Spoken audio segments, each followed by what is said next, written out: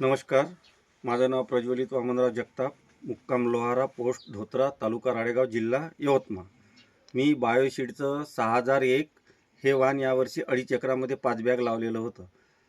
ते वाण सुरुवातीपासूनच चांगलं होतं, बोंडाची संख्या पण चांगली होती आणि 5 पाकळ्याचं विशेष म्हणजे 5 पाकळ्याचं बोंड असल्यामुळे कापूस मला चांगलं उत्पादन मिळालं यावर्षी कापसाचं. बाकी व्हेरायट्यापेक्षा या व्हेरायटीचं मला 3 ते 4 क्विंटलनं कापूस म्हणजे एकरी जास्त झाला.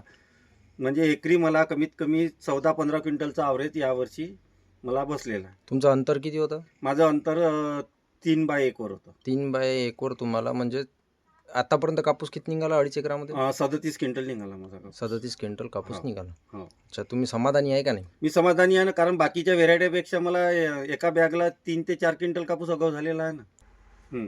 तर विशेष म्हणजे बाकी व्हेरायटीपेक्षा ना, आणि यावर्षी जे नापिकीचं दुष्काळी साल आहे, पाऊस खूप झाल्यामुळे काही जमिनीला ॲव्हरेज न मिळाल्यामुळे यावर्षी मला 6001चं बाकीच्या व्हेरायटीच्या तुलनेत चांगलं उत्पादन मिळालं. त्याच्यामुळे मी पुढच्या वर्षी ह्या कमीत कमी 25 पाकीट लावण्याचा माझा यावर्षी पुढच्या वर्षी विचार आहे. आणि माझ्या कार्यक्रमात बरेचसे कास्तकार तो प्लॉट पाहण्यासाठी बाहेरगावून आले आणि त्यांनी प्लॉट पाहून गेले आणि त्यांनी सुद्धा सांगितलं का तुमच्या बाकीच्या व्हेरायटीच्या तुलनेत 6001 बायोचं खूप चांगलं आहे बा. आम्ही पण पुढच्या वर्षी 4-2 पाकीट याचे लावणार.